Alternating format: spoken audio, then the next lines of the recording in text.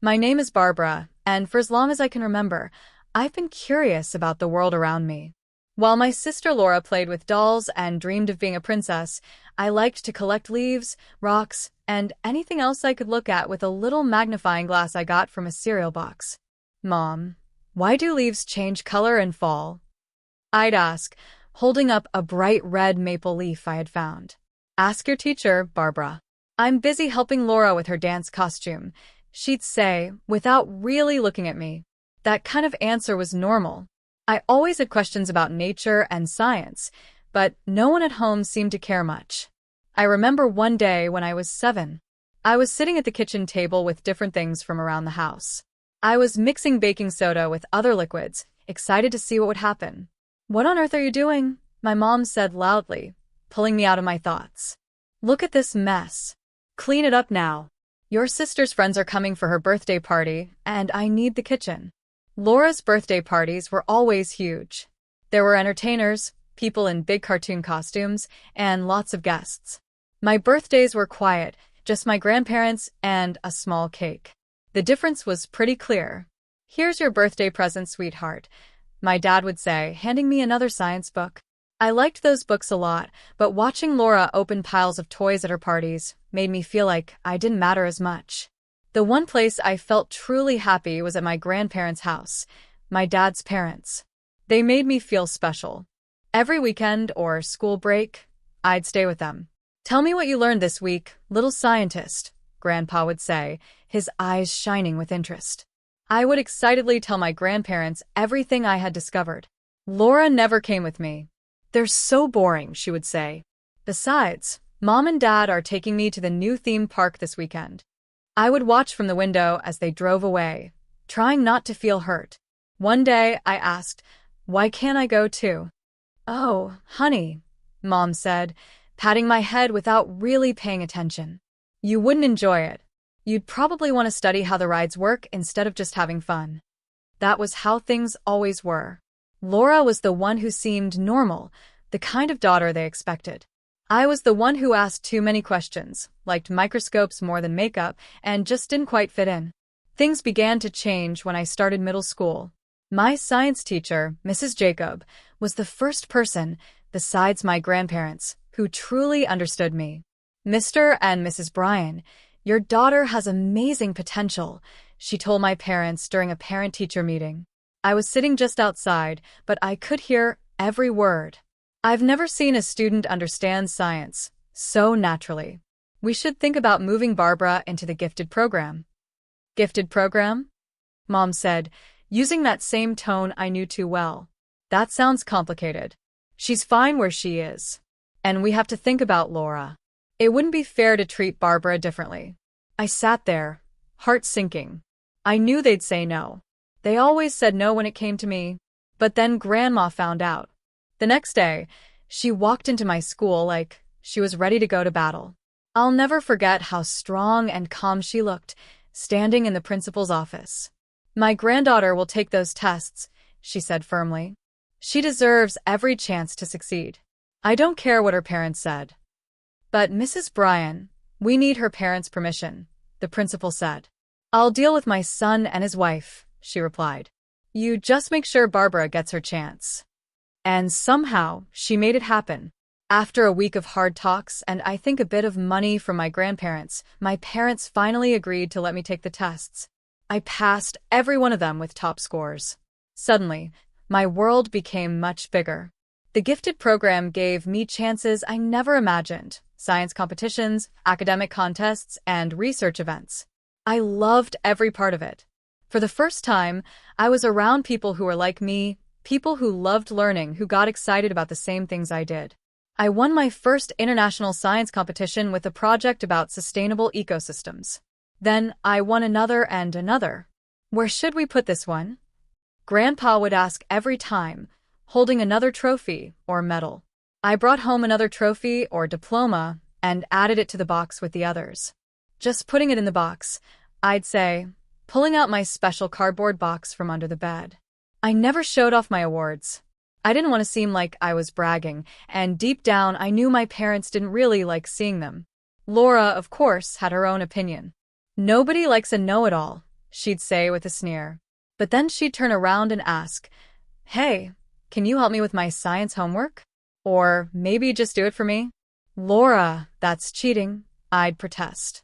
"Barbara, help your sister right now," Mom would snap. Family helps family. So, I'd do Laura's homework, feeling like a fake. I wanted to say no, but I was too scared to go against them. It became a regular thing. Laura would ask, my parents would pressure me, and I'd give in. Sometimes, I'd overhear my parents talking when they thought I wasn't listening. Their quiet voices would float up the stairs while I sat in my room, working on my chemistry set or reading the latest science article. "I just don't get it," Mom would say. "No one in our family is like this."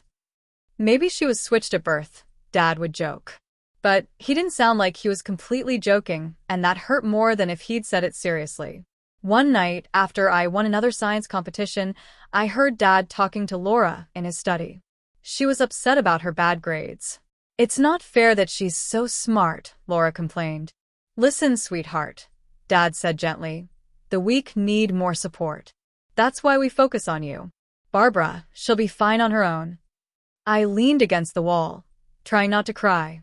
They really believed that because I was good at something, I didn't need love or care. It was like they were using that as an excuse to ignore me. At school, I was the quiet, strange girl who spent her lunch breaks in the science lab instead of the cafeteria.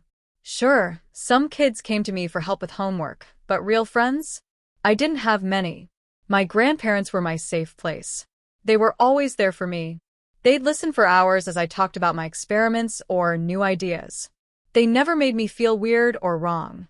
"Look what I found for you," Grandpa would say, holding up a science magazine or a new tool for my experiments. "I thought this might interest you." Even with their love, though, I still felt a deep emptiness inside. I wanted my parents' support, too. At school events, I'd watch other families hugging their kids, siblings cheering for each other, and I'd feel a sharp pain in my chest. Then came the news that changed everything. I was graduating early, at just 17. I had finished all my high school classes and got a full scholarship to one of the best universities in the country. The day I left for university felt like I could finally breathe. The campus was full of energy, and for the first time, I didn't feel like the odd one out. In my advanced chemistry class, I met Julie and Larry. They got just as excited about molecules as I did. For the first time, I had real friends who understood me. We spent hours in the lab sharing ideas, getting excited about experiments that most people wouldn't care about. I felt like I belonged. But even though I was happy, part of me still wanted my family to be proud of me. I called home every week, hoping for more than just short, bored replies. "Yes, Barbara, that's nice," Mom would say when I tried to talk about my research. Then she'd quickly change the subject. "Oh, did you hear about Laura's new job?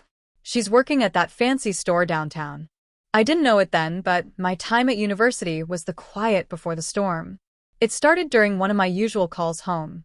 I was deep into my second semester, busy with my research, when I heard Mom talking. I don't think she knew I could still hear her. "And with your father's condition getting worse," she said to Dad. My heart jumped. "What about Grandpa?" I asked, cutting in quickly. I was scared. There was a pause, too long to feel normal. "Oh, Barbara, I didn't know you were still there," Mom said, trying to sound casual. "It's nothing serious. Just a small health problem. He's already getting better." "I'm coming home," I said right away. I was already figuring out the fastest way to get there. "I can be there by tomorrow morning." "No, don't be silly," Mom said sharply. "You need to focus on school. Laura is helping them. Everything's fine." Something about her voice felt wrong, but I told myself I was just overthinking it. Still, I called Grandma right after. "Oh yes, dear," Grandma said. Her voice didn't sound like usual. It was distant. "Laura's been such a help. She visits often and checks on your grandfather." Laura? The same sister who always said visiting our grandparents was boring? Something didn't feel right.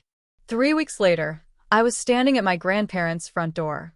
My heart was racing. But instead of Grandma greeting me, Laura opened the door. She looked surprised, but it didn't seem real. "What are you doing here?" she asked, her face calm but cold. I came to see Grandpa and Grandma. How is he? I asked. No one's home, Laura said quickly, too quickly. They're out. I asked. But Grandpa is sick. Where would they go? I don't know, Barbara. Just go away, she snapped, starting to close the door. Wait, I said, putting my foot in the doorway. Let me come in and wait for them. No one's home, she repeated, pushing the door hard against my foot. God, you're so annoying. Just leave. Confused and hurt, I tried calling Grandma. It went straight to voicemail. That wasn't like her at all. She always kept her phone on for me. With nowhere else to go, I went to my parents' house, hoping for answers. Mom and Dad were in the kitchen when I got there. What are you doing home? Dad asked, clearly annoyed. I came to see Grandpa and Grandma, but they weren't there, I said. Laura wouldn't let me in. Oh, honey, Mom said, cutting me off and sharing a quick look with Dad. We were going to tell you your grandparents are in a nursing home now. It felt like the world shifted under my feet. What? Why didn't anyone tell me? It was a quick decision, Dad said smoothly. They needed special care. It's better this way. Which nursing home? I want to visit them. They're under quarantine, Mom said quickly. No visitors allowed. Maybe next time. I went back to university, but something didn't feel right. I tried to focus on my lab work, but my thoughts kept going back to that strange afternoon, Laura blocking the door, my parents' odd explanations. Then came the call that changed everything. It was a Wednesday morning. I was in the middle of an experiment when my phone lit up with Mom's number. The bright lab lights buzzed overhead as my heart began to race. I had a bad feeling. Barbara, Mom said. Her voice was flat and dull. Your grandfather passed away last night. The test tube in my hand slipped and shattered on the lab floor. The sound echoed loudly, like a gunshot. What? No, my voice cracked. When's the funeral? Friday. 3 p.m. Don't be late, she said. The way she said it felt cold, almost practiced. I didn't even clean up the broken glass. I just left the lab, my heart full of pain and confusion. My grandfather, the one person who truly believed in me, was gone. I hadn't even gotten to say goodbye. I got the first flight I could find. The whole trip, I fought back tears as memories of him filled my mind. At 2:15 p.m. on Friday, I arrived at the church. The empty parking lot was the first sign that something was very wrong. My footsteps echoed in the quiet building as I walked inside. I walked toward the church entrance, feeling more nervous with every step. Inside, a janitor was cleaning the floor.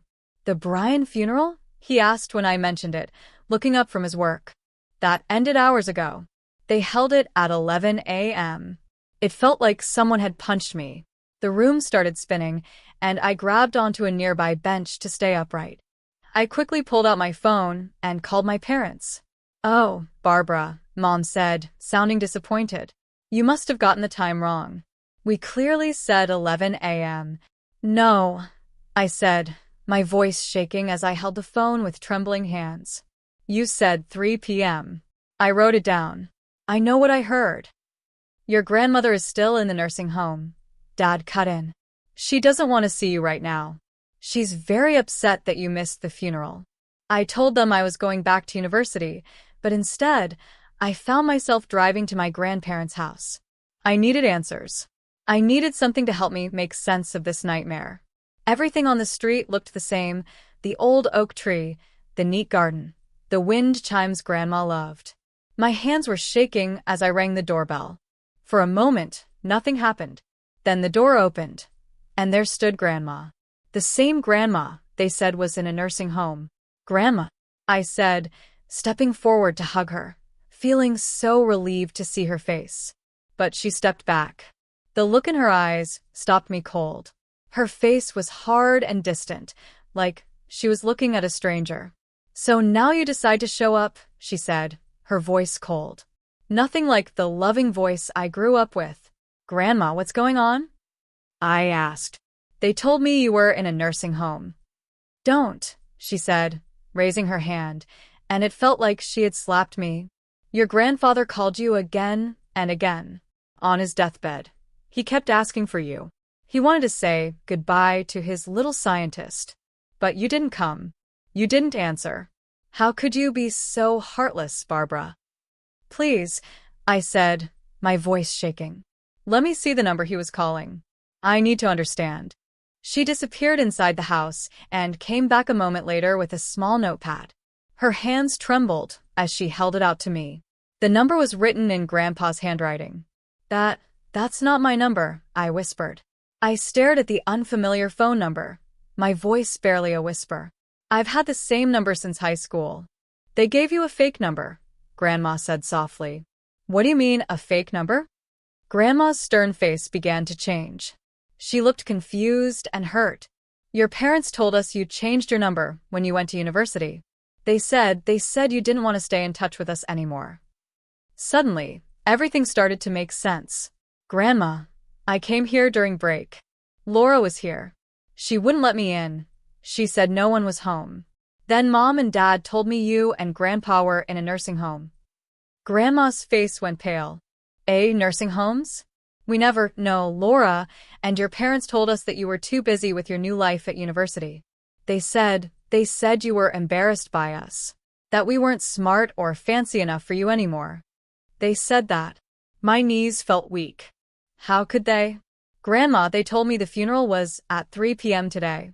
But when I got to the church, it was already over. They said I got the time wrong, but I didn't.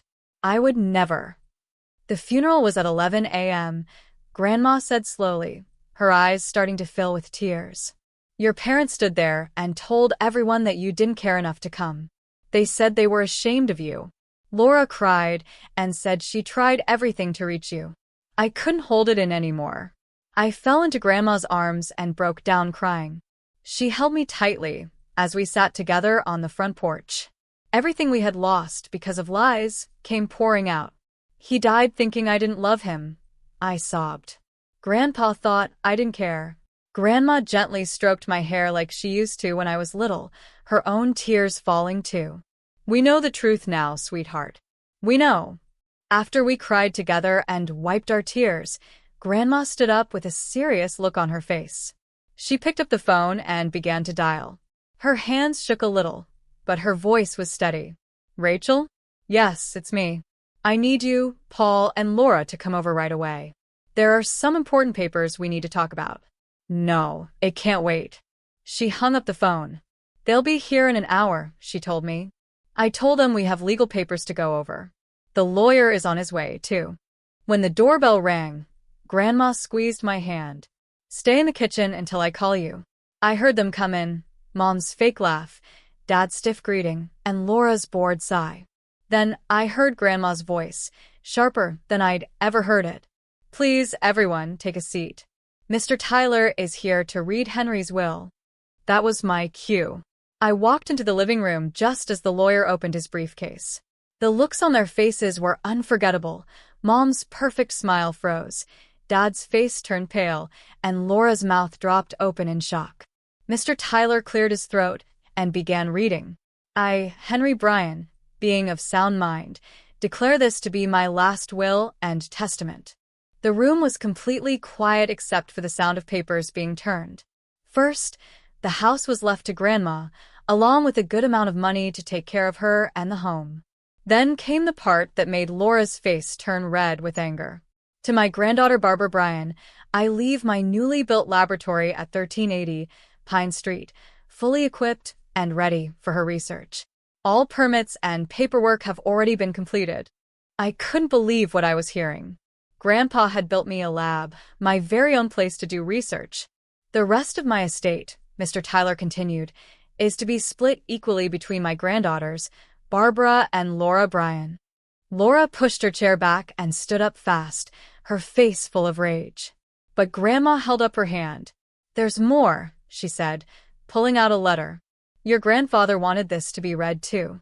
She began reading in a strong, steady voice. My dear family, I've watched over the years as favoritism has hurt this family.